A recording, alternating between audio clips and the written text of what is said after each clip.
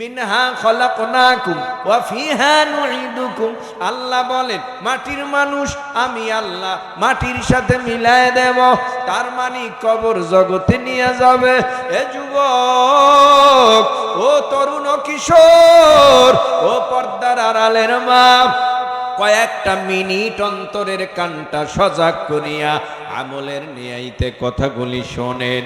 ওই কবরের সাথে, কবরের মাটির সাথে আমরা সবাই মিলে যাব, হাত দিয়েও তালাশ করে পাওয়া যাবে না। ওই কবর জগতে যদি যারা পরিমাণ গুনাহ নিয়াও যায়, ওই কবর কি হবে জানো? নবী বলেন দুই অবস্থার এক অবস্থা হবে কবর। আল কবরু রাউজাতুম মির রিয়াদিল জান্নাহ আও হুফরাতুম মিন হুফারিন নার। কবর হবে নেককার ও ঈমানদারের জন্য জান্নাতের বাগান, গুনাহগারের জন্য কবর হবে জাহান্নামের আগুনের গর্ত। ওই কবরের মধ্যে শো শো শো শো করে জাহান্নামের কালো কালো সাপ কবরে জমা হইয়া কমরে গলায় পায়ে পেঁচাইয়া কামড়াতে থাকবে, ভাগার কোনো উপায় নাই। একজন ফিরিস্তা কবরে আসবে গুরজ হাতে, তিনি অন্ধ, বয়রা, বোবা, কথা বলতে পারবে না, চোখেও দেখবে না, কানেও শুনবে না, বলতেও পারবে না। নবী বলেন কেন অন্ধ, কেন বোবা, কেন বধির? মুহাদ্দিসিনে কেরামরা বলেন যে অন্ধ করিয়া এজন্য হাতে গুরজা দিয়া পাঠাবে, যদি মা মাইরের পরে তার নজর তার দিকে তাকায়, তার দিকে পড়িয়া যায়, মায়া লেগে যেতে পারে। এজন্য ফিরিস্তাকে অন্ধ করে কবরে পাঠাবে যেন নজরে নজরে মায়াটা না লাগে। আবার কেন বয়রা করে পাঠাবে? গুরজা দিয়া যখন পিটাবে তখন কবরের মধ্যে এমন জোরে আওয়াজ দিবে আর কান্না করবে, এই আওয়াজটা যেন ফিরিস্তার কানে না যেতে পারে। এজন্য বয়রা করে কবরের মধ্যে পাঠাবে, অন্ধ করে পাঠাবে, বোবা করে পাঠাবে। কথা আদান প্রদান করলে তাহলে তো মায়া লাগা যায়, বলবে ভাই আমারে মাফ করো, আমারে মাফ করো, আমি অন্যায় করেছি, অপরাধ করেছি, আর করব না, আমারে মাফ করে দাও। কিন্তু যতবারই চিল্লাবে আর কথাও এই ফিরিস্তা বলবে না। মারের উপরে মার, ওই কবরের দুই পার্শ্বের মাটির চাপ সহ্য করার ক্ষমতা হবে না। আল্লাহ বলবে এই নাফরমান দুনিয়ার জমিনে ফজর, জোহর, আসর, মাগরিব, ইশা এক ওয়াক্ত নামাজও পড়ে নাই, এই বান্দা আমি আল্লাহর অবাধ্য, কবরে আসছে, দেরি করিও না, জাহান্নামের আগুন ওর শরীরে ধাউ ধাউ ধাউ ধাউ করে জ্বালাইয়া দাও। জাহান্নামের আগুন জ্বালাইয়া দিবে, কবরে পিটাবে, সাপ বিচ্ছু জড়াইয়া ধরবে, ওই কবর থেকে ভাগার কোনো উপায় হবে না। ও যুব সমাজ, আখিরাতের যত ঘাটি আছে প্রথম ঘাটির নাম হলো কবর। এই কবরে যদি কেউ ধরা খায় আখিরাতের সব ঘাটিতেই সে ধরা খাবে। এই কবরে যদি কেউ নাজাত পায় আখিরাতের সব ঘাটিতে সে নাজাত পাবে। এই জন্যই তো সাহাবায়ে কেরামের মধ্যে 10 জন সাহাবী জান্নাতের টিকিট পেয়েছে, এর মধ্যে একজন হযরতে উসমান গনি রাদিয়াল্লাহু তাআলা আনহু, তিনি জান্নাতের টিকিট পাওয়া সাহাবী। জান্নাতের টিকিট পাওয়ার পরেও কান্না করে, কবর দেখলে ফোফাইয়া ফোফাইয়া কাঁদে। সাথীরা বলে কাঁদেন কেন? আপনি আখিরাতের বয়ানে এত কাঁদেন না, জাহান্নামের বয়ানে কাঁদেন না, হাসরের বয়ানেও আপনি এত কাঁদেন না, কবর দেখলে এত কাঁদেন কেন? হযরতে উসমান গনি রাদিয়াল্লাহু তাআলা আনহু বলতেন, ও ভাই আখেরাতের যত ঘাঁটি, প্রথম ঘাঁটির নাম কবর। এই কবরে যদি আল্লাহ মাফ করে, সব ঘাঁটিতে মাফ পাওয়ার আশা আছে। কবরে যদি মাফ না পাই, সব ঘাঁটিতে মাফ পাওয়ার আশা নাই। সমস্ত সাহাবীরা কান্দে। এই জমিনের মধ্যে কত আল্লাহ ওয়ালারা কান্না করেছে। ও ভাই, আমাদের বরিশালে চরমনাই, ওই চরমনাইয়ের একজন শায়েখ কুতুবুল আলম সৈয়দ ফজলুল করিম রহমাতুল্লাহ আলাই, তার জীবদ্দশায় আমি নিজে দেখেছি কান্না ছাড়া কোনো কথা ছিল না। কান্নার বয়ান, কান্নার বয়ান, জান্নাত জাহান্নামের বয়ানে ফুফাইয়া ফুফাইয়া কান্না করেছে। কবরের কথা বলে কান্না করেছে, আর বলেছে মাওলা ওই কবরে আমি একা একা কেমনে থাকবো। ও তার জীবনটা কান্না করেই চলে গেল। খাঁটি আল্লাহওয়ালারা কান্না করে বিদায় হয়েছে। তোমার আমারও দুনিয়ার জমিনে বেশি বেশি আল্লাহর ভয়ে, জাহান্নামের ভয়ে, পরকালের ভয়ে কান্না করতে হবে। কারণ আল্লাহই বলে ফালইয়াদহাকু কালিলান ওয়ালইয়াবকু কাসীরা, বেশি বেশি করে কান্না কর, কম কম করে হাস।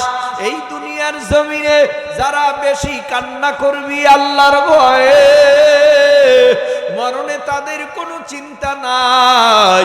ইন্নাল্লাযীনা ক্বালু রাব্বুনাল্লাহু সুম্মা ইসতাকামু তাতানাজ্জালু আলাইহিমুল মালাইকা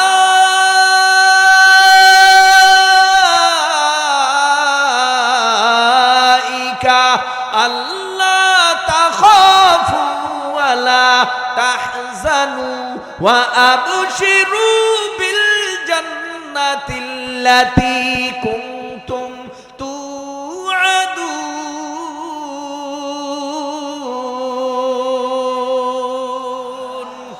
মরণের সময় চিন্তা নাই। রহমতের 500 ফিরিস্তা নিয়ে আজরাইল জান কবজ কভার করার জন্য আসবে। নামাজি, দিনদার, রোজাদার, নবীর সুন্নত মানে ওয়ালারা আয়েশা আজরাইল আলাইহিস সালাম স্বাগত জানাবে। মারহাবা মারহাবা, তোমার জান কবজ করার জন্য আসছি আমরা, সাথে রহমতের ফিরিস্তা 500। আয়েশা বলবে কি জানো?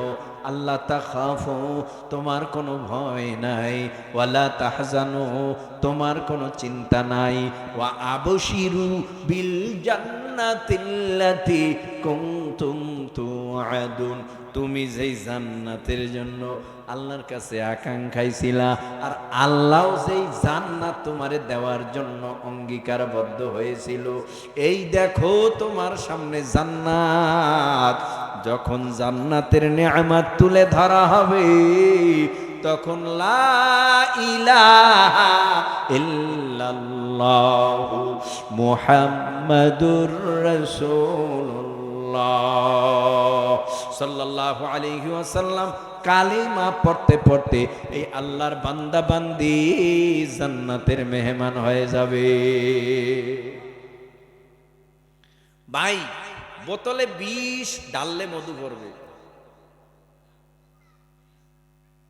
বিষের বোতলে বিষ। আমার অন্তরের মধ্যে যদি থাকে দুনিয়া দুনিয়া দুনিয়া দুনিয়া দুনিয়া, আজরাইল যখন কায়েদ করবে জমিনে, তখন জবান থেকে দুনিয়া দুনিয়া বের হবে। আর যারা জমিনের মধ্যে আল্লাহ আল্লাহ আল্লাহ আল্লাহ আল্লাহ আল্লাহ আল্লাহ, ও ভাই পইরা গেছে আল্লাহ, হঠাৎ কইরা বিপদ আইছে ইন্নালিল্লাহ, হাঁটতেছে হঠাৎ হোঁচট খেয়ে পড়ে গেছে আল্লাহ ইন্নালিল্লাহ, ঘুমাইতে গেছে, ও ভাই যত বিপদ আর মুসিবতেই হোক না কেন, জবান থেকে বের হয়ে যায় আল্লাহর নাম। এ আমাকে যদি আজরাইল কায়েদ করে শোয়াইয়া দেয়, তখন আমার আপনার জবান থেকেও বের হয়ে যাবে আল্লাহু আল্লাহ। তাহলে কার সাথে বেশি মোহাব্বত রাখতে হবে? জোরে জোরে জোরে।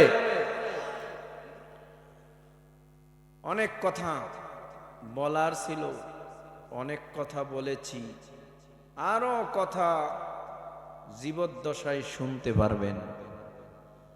জীবনটাই তো আমার আপনার সোনার আমল করা। কালো দাড়ি সাদা হয়ে গেছে, যৌবন পার হয়ে গেছে, শরীর দুর্বল হয়ে গেছে, চোখের পাওয়ার কমে গেছে, হাঁটতে পারে না, লাঠি হাতে লাগে, অন্যের সাহায্য লাগে। আমার আব্বা এক সপ্তাহ ধরে স্টক করে কথা বন্ধ। যে বাবার দাওয়াতি কাজ, দাওয়াতি মেহনত অনেক বেশি, অনেক বেশি। আজান হয়ে গেলে দোকানে মানুষ বসে থাকতে পারতো না, যে কোনো কৌশলেই হোক দাওয়াত দিয়া মসজিদে নিত। জিকির কামাই ছিল না, চরমনার মাহফিল, টঙ্গী ইস্তেমা, বৎসরে চিল্লা, কামাই ছিল না। এই খুলনাতে চিল্লা দিয়ে আইসেই অসুস্থ হয়ে পড়ছে। দোয়া ছাড়া কোনো মেডিসিনে কাজ হবে না। দোয়া হলো সবচেয়ে বড় মেডিসিন। এখানে যারা বসছেন, তিন ধরনের ব্যক্তি যদি পান, পায়ে ধইরা হলেও দোয়া নেবেন। মনে থাকবে? কয় ধরনের ব্যক্তি? জোরে বলে। 3 ধরনের ব্যক্তি পাইলে পায়ে ধইরা হলেও কি নেবেন? কিন্তু আল্লাহর কসম, আল্লাহর কসম, আল্লাহর কসম, বদদোয়া নিবেন না, বদদোয়া নিবেন না, কষ্ট দিবেন না। যদি কষ্ট দেন, বদদোয়া নেন, আল্লাহর কসম আজ না হয় কাল আপনি এর বদদোয়ায় পড়ে যাবেন, বিভিন্ন দিক থেকে পড়ে যাবেন। এই 3 ব্যক্তির মধ্যে নাম্বার 1 মা বাবা। মা বাবা পাইলে কি নেবেন? দোয়া নেবেন না বদদোয়া? হ্যাঁ, দোয়া নেবেন। মজলুম, মজলুম, মজলুম, অত্যাচারিত যিনি, তিনি মজলুম। এই মজলুম রে পাইলে কি নেবেন? দোয়া নেবেন, বদদোয়া নেবেন না। ভাই, মজলুমের দোয়া কবুল হয় না? কথা কয় না। টের পাইছেন না? 17 বছর পর মজলুম দোয়া করতে করতে করতে করতে দোয়া কবুল হইছে, এমন কবুল হইছে অস্তিত্বই নেই। মুসাফির, মুসাফির 48 মাইল দূরে যদি সফর করেন কোথাও, তারে কি কয়? মুসাফির। এই মুসাফির যদি আপনার বাড়ির দরজায় যায়, যেমন ভাবেই হোক দোয়া নিবেন।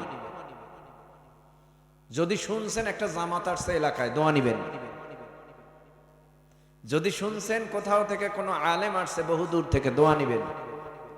যদি শুনেন আহলে হক কোনো পীর সাহেব আসছেন আল্লাহওয়ালা, দোয়া নিবেন। কারণ ওই সময় তার দোয়া কবুল হয়। ওই সময় তার দোয়া কি হয়? মা বাবার দোয়া কবুল হয়, পাশাপাশি আর একটা বদদোয়া আছে, কবুল হয়।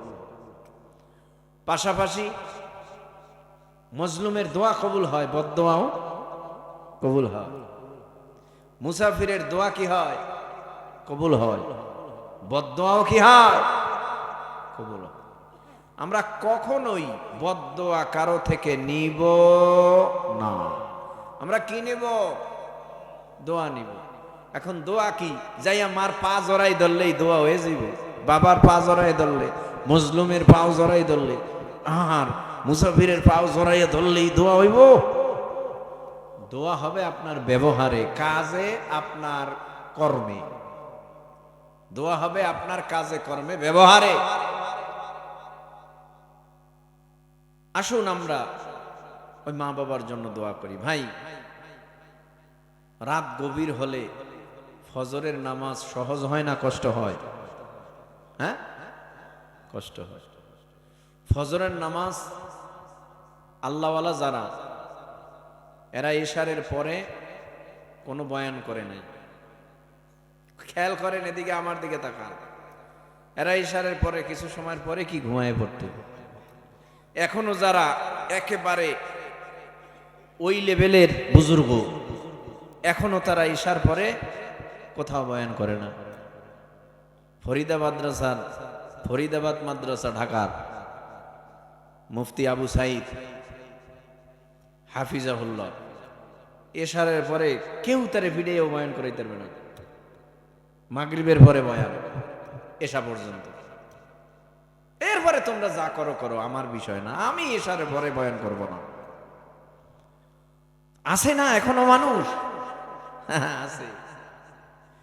আমরা কি করি, রাত যত গভীর হয় আমাকে ওয়াজ তত জমে। রাত গভীর হইলে ওয়াজ জমে কেন? ওই যে আর চিন্তা ভাবনা, যদি সুট্টুর মারে শুনমু, সুট্টুর না মারলে বিড়ি টানতে টানতে বাসায় যামু, যাইয়া ঘুমামু, ফজর পড়বো না, নিয়ত সহি। আপনারা বলেন এই ওয়াজের উদ্দেশ্য কি? নামাজ কাজা করা না নামাজি বানানো? উদ্দেশ্য যদি এটাই হয় তাহলে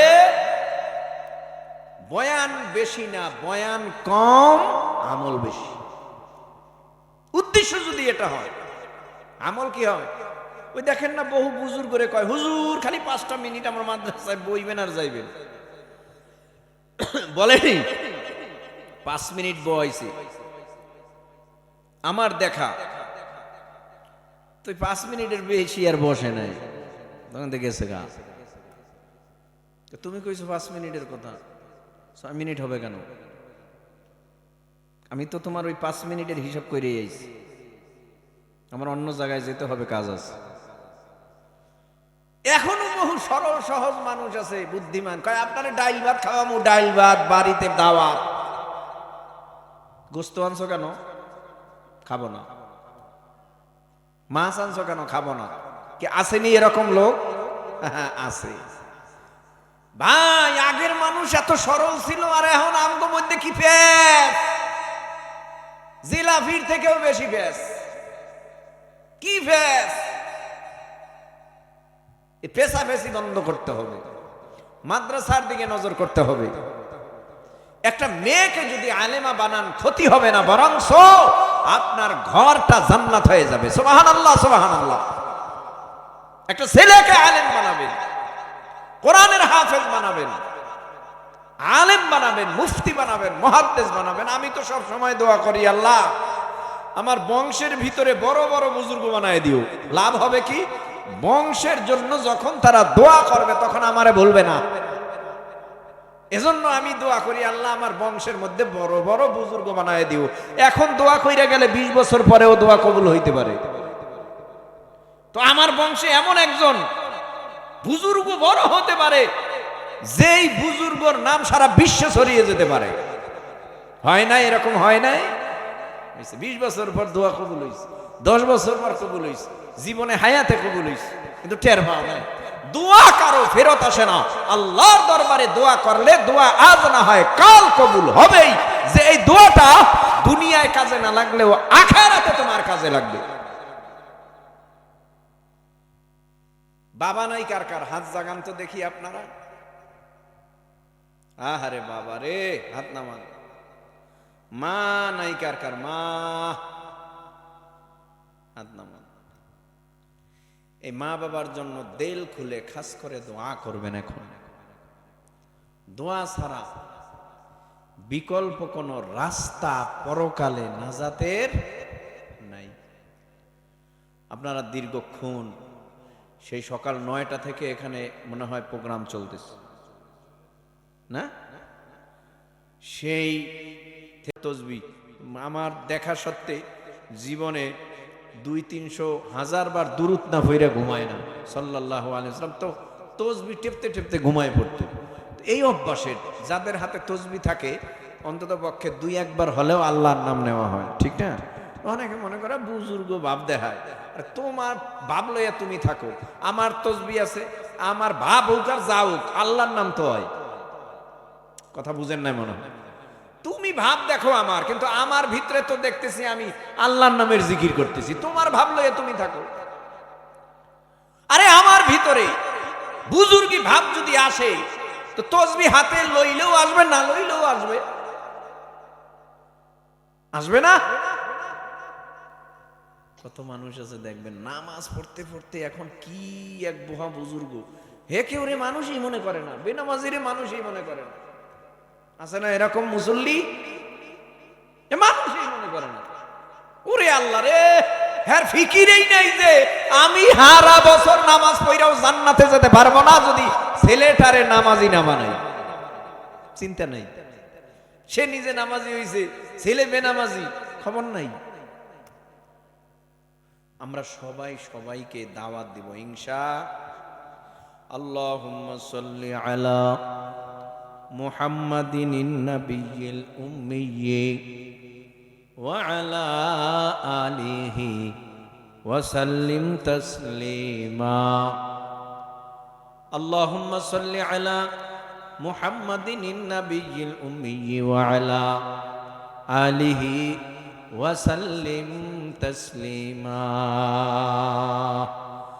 আল্লাহুম্মা আমিন, আল্লাহুম্মা আমিন, আল্লাহুম্মা আমিন। রব্বানা আতিনা ফিদ দুনিয়া হাসানা ওয়া ফিল আখিরাতি হাসানা ওয়া কিনা আযাবান নার। রব্বানা লা তুযিগ কুলুবানা বা'দা ইয হাদাইতানা ওয়া হাব লানা মিন লাদুনকা রাহমাতান ইন্নাকা আনতাল ওয়াহ্হাব। রব্বিরহামহুমা কামা রাব্বায়ানি সগীরা।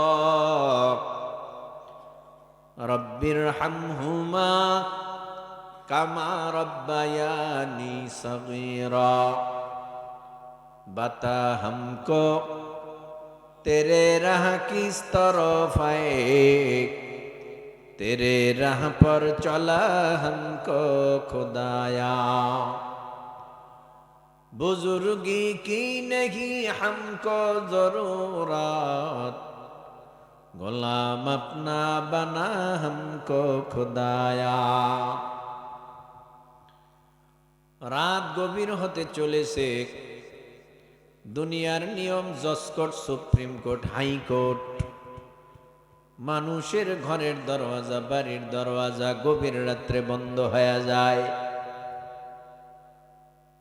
আর তুমি এমন আল্লাহ, রাত গভীর হয়ে গেলে বান্দা বান্দির মায়ায় পরে প্রথম আসমানে চলে আইসা খালি ডাকো, এ বান্দা বান্দি আর ঘুমাবি না, তাড়াতাড়ি ওঠ, যা চাওয়ার আমার কাছে চা, আমি দেওয়ার জন্য আল্লাহ হাজির হয়ে গেলাম।